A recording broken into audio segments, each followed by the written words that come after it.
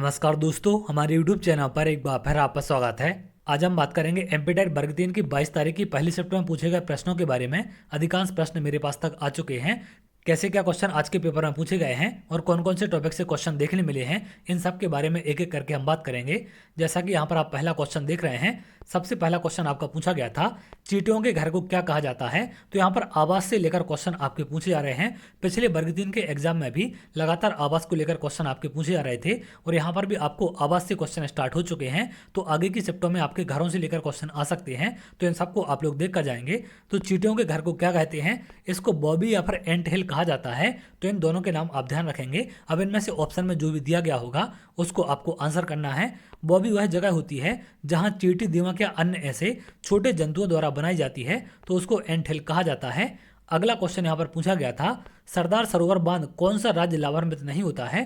तो इस बांध से कौन सा राज्य लाभान्वित नहीं होता है, तो जो ऑप्शन में दिए गए थे अभ्यर्थियों के द्वारा जो ऑप्शन बताए गए हैं उसमें एक राज्य शायद पंजाब था, तो पंजाब इससे लाभान्वित आपका नहीं होता है। अब कौन कौन से राज्य आपके लाभान्वित होते हैं, यहाँ पर अगर आप देखें लाभान्वित राज्य कौन से आपके मध्य प्रदेश, महाराष्ट्र, गुजरात और राजस्थान है। सरदार सरोवर भारत का दूसरा सबसे बड़ा बांध है। सरदार सरोवर बांध एक कंक्रीट गुरुत्वाकर्षण बांध है जो भारतीय राज्य गुजरात के नर्मदा जिले के केवड़िया शहर के पास नर्मदा नदी पर स्थित है। तो ये आपके गुजरात राज्य में नर्मदा नदी पर स्थित है, इसको आप ध्यान रखेंगे। और एक कंक्रीट गुरुत्वाकर्षण का ये बांध है।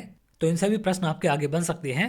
अगले प्रश्न पर आते हैं। अगला प्रश्न पूछा गया था, भारत की सबसे छोटी नदी कौन सी है। ऐसा कुछ करके क्वेश्चन आज के पेपर में पूछा गया है। अब डिपेंड करता ऑप्शन में कौन सी नदियां दी गई हैं, उनमें से हमें बताना था कि कौन सी नदी सबसे छोटी है। लेकिन अगर हम ओवरऑल में बात करें तो सबसे छोटी नदी आपकी कौन सी है, अरवरी नदी है, मात्र 45 किलोमीटर लंबी है, ये आपकी राजस्थान में है। अगर हम दुनिया की सबसे छोटी नदी की बात करें तो आपकी रो रिवर है, ये आपकी अमेरिका में स्थित है। अगला प्रश्न यहाँ पर आपका पूछा गया था, शुद्ध जल का पीएच मान कितना होता है। तो शुद्ध जल का पीएच मान कितना होता है, 7 होता है। शुद्ध जल ना तो अम्लीय होता है और ना ही क्षारीय होता है, यह प्रकृति में उदासीन होता है, इसलिए इसका मान कितना होता है, 7 होता है।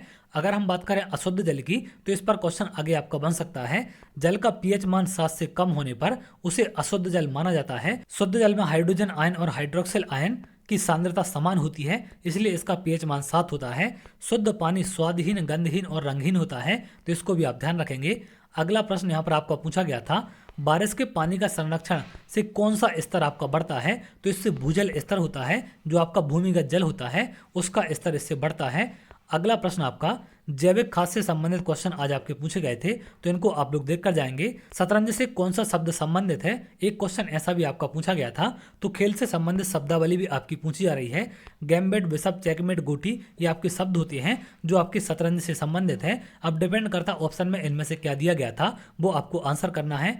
अगला प्रश्न यहाँ पर आपका पूछा गया था, जीन प्याजे से लगातार क्वेश्चन आपके पूछे जा रहे हैं। तो जीन प्याजे मोस्ट इंपोर्टेंट है, लगभग सभी शिफ्टों में यहाँ से क्वेश्चन आपके पूछे गए हैं। आज के शिफ्ट में स्कैनर से, कोहलर से क्वेश्चन भी आपके देखने मिले हैं। थॉर्नडाइक का सीखने का सिद्धांत आज के पेपर में पूछा गया था, तो इसको भी आप लोग देख कर जाएंगे। भाषा से संबंधित क्वेश्चन आज के पेपर में आपके पूछे गए हैं। शिक्षण विधियों से भी क्वेश्चन आज पूछे गए हैं, तो इन सबको आप देख कर जाएं। सामाजिकरण से क्वेश्चन भी आज देखने मिले हैं। अधिगम से क्वेश्चन आपके पूछे गए हैं। समावेशी शिक्षा से लगातार सभी शिफ्टों में आपके क्वेश्चन पूछे जा रहे हैं, तो इन सबको आप लोग देख कर जाएं। आज के पेपर में आपके यहाँ से क्वेश्चन पूछे गए हैं। बाकी और जो भी टॉपिक आपके अदर सब्जेक्ट में पूछे जा रहे हैं उनसे उसी प्रकार के क्वेश्चन आज भी आपके देखने मिले हैं। तो इन सब टॉपिक के हिसाब से आप लोग तैयारी करके जाएं आगे जिनका भी पेपर है। तो चलिए आगे, अगर आप ऐसी वीडियो चाहते हैं तो हमारे चैनल के साथ जुड़ सकते हैं, जिससे और भी इंपॉर्टेंट वीडियो आपको मिल सके।